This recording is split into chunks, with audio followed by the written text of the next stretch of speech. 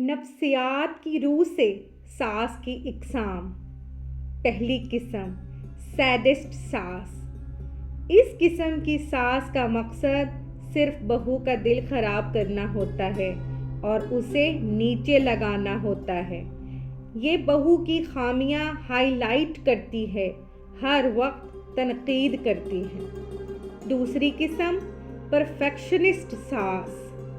جیسا کہ نام سے ہی ظاہر ہے، یہ ساس خود کو تمام غلطیوں سے پاک سمجھتی ہے۔ نہ وہ اپنی غلطی قبول کرتی ہے، نہ دوسروں کی غلطی کو ہضم کرنے پر تیار ہوتی ہے۔ وہ خود کو سلیقہ مند کا لیبل دے کر بہو پر اپنی برتری کا اظہار کرنا چاہتی ہے۔ یہ کبھی نہ آپ سے خوش ہوتی ہے اور نہ ہی آپ کے کیے کاموں سے۔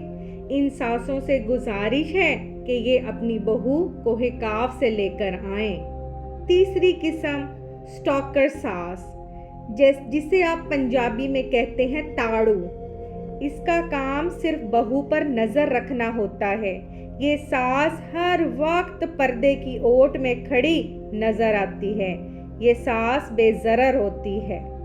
چوتھی قسم اللہ والی ساس۔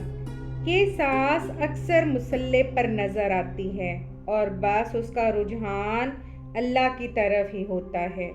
ان کو بہو سے ایک ڈیمانڈ ہوتی ہے کہ بہو کا رجحان بھی بس اللہ کی طرف ہی ہو۔ پانچویں قسم ٹین ایجر ساس۔ یہ ساس اکثر پارلر یا شاپنگ کرتی نظر آتی ہے۔ اس کی سب سے اچھی بات یہ ہے کہ اس کا اپنی بہو یا اس کی ایکٹیویٹیز سے کوئی کنسرن نہیں ہوتا۔ چھٹی قسم سائیکوپیتھ ساس۔